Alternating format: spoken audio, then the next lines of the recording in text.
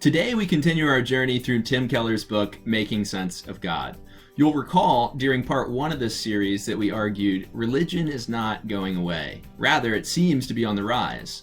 One of the reasons that we said this was the case has to do with the fact that there are reasonable arguments, not just against, but also for belief in God. Today we're going to lean into this idea a bit more. We're going to do so by deconstructing a popular falsehood that Dr. Keller addresses in the second chapter of his book, Making Sense of God. Dr. Keller frames this popular but false belief as a simple question. Isn't religion based on faith and secularism, on evidence? This is essentially a polite way of asking, isn't religion a bunch of scientifically implausible fairy tales? And don't secular people do a better job of basing their observations about the realities of the universe on hard facts? Frequently, our culture either implicitly or explicitly answers this question in the affirmative, believing that, yes, this is obviously the case. But is it? Is it really the case that secular worldview is more reasonable than religious belief in God and a transcendent realm? Keller certainly doesn't think so. But before telling you why Keller believes that there are good reasons to believe that faith in God and a transcendent realm is reasonable, first what I want to do is lay out the way that this popular argument against the reasonability of faith usually goes. In fact, Dr. Keller has already done a very nice job of this, so I'll quote him here at length. What we'll see is, while many people say that their lack of faith comes down to a lack of reasonable evidence to believe in a good and loving God, it would seem that human action stands in the way as a stumbling block, just as often, if not even more, as their inability to reconcile faith in God with scientific proofs about the universe. Keller discusses this prototypical loss of faith account that many of us hear about in the news, on social media, and in documentaries. He says, and I quote, "If we read or hear scores of these loss of faith accounts, as I have, some patterns can be discerned. The narrators recount that they were confronted by the lack of empirical evidence for the claims of religion and had to come to grips with the problem of evil in a world supposedly overseen by a good, all-powerful God. These skeptics decided that the universe shows no trace of the traditional God. If for a moment they worried that life without God would be purposeless, they soon discovered thoughtful non-believers who were much more passionately committed to justice and equality than most religious people they knew.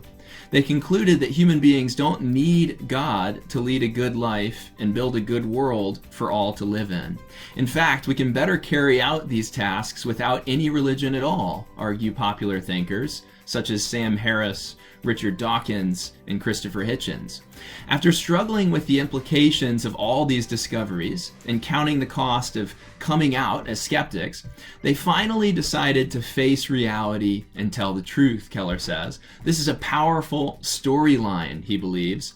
It depicts non-belief as the result of a quest for truth and the courage to face life, and only this life, in this human embodied form that will end as all that there is. Many of these people who deny the reasonability of faith in the God of the Abrahamic traditions go so far as to say that without the influence of religion, we will finally be able to achieve a tolerant, open society where there's mutual respect and equality for all people, where there's no view of the universe that reigns above all else, but lots of views, and where all people will be able to finally realize their potential as individuals who are no longer constrained by the scientifically outmoded beliefs of people who have been dead for thousands of years. Just go off script for a minute and be honest. Don't underestimate the extent to which this prototypical loss of faith story contains as much, if not more, of a people problem as it does a God problem. See, many people who lose their faith, including myself for a season, did so as a result of being let down, badly burned, or even abused by another believer. This is a shame. It's a tragedy. but exposes more about human brokenness and frailty than it does about the absence of a God in the universe who exists and seeks to rescue us from our own brokenness, Keller seems to argue. In fact, the reality of human brokenness is exactly what we should expect to find in the world when we look to the teachings of the Abrahamic traditions. The teachings of the Torah and the Christian Old Testament, for example, contain dozens of moral exemplars whose faith has a tendency to flicker like a light bulb, who take matters into their own hands, who refuse to submit to God's will for their life, and as a consequence, hurt other people through the consequences of their selfish or self-seeking behavior. So, let it be known that if you are a believer in God, then when people look to you, they expect to see God in you. And when they can't find him, sometimes you and I can be the very roadblock keeping someone from having faith in a God who loves them. So there you have it. That's the prototypical loss of faith account that Keller's observed after many decades of being a pastor in the inner city of New York. Now, let's switch gears to see what a believer in God in a transcendent realm might say in response to these important dilemmas that create so much skepticism in the minds of many late modern Westerners. In the last episode of this series, I mentioned that one of my favorite philosophers is Dr. Charles Taylor. Taylor happens to be a favorite of Tim Keller's as well, so we'll hear more about him now in this commentary on the second chapter of Keller's book, Making Sense of God. In Taylor's monstrous 900-plus page volume, A Secular Age, he argues that this loss of faith narrative displays a heroic plotline where individuals begin to think for themselves by subtracting all supernatural beliefs that cannot be proven by science. They find no reasonable evidence in the lives of humans and in science to believe that there is a God with a plan for you and me. These subtraction stories, as Taylor calls them, claim that the secular outlook is more reasonable because it shrugs off all superstition and belief. If you'd like to see a perfect example of the prototypical loss of faith account that Keller observes and the subtraction story that Taylor articulates, I'd encourage you to watch the documentary Leaving My Father's Faith, and you can see for yourself precisely how this transformation plays out. Therein, one-time minister Tony Campolo is involved in a horrible bike accident. He's taken to the hospital, and when he wakes up, he realizes something he claims he'd been suspicious of for quite a while. That everything he attributed to his eternal spirit was actually misappropriated. "I'm right here," Bart says, pointing to his brain.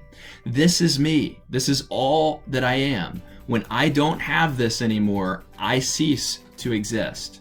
This life is all that I have."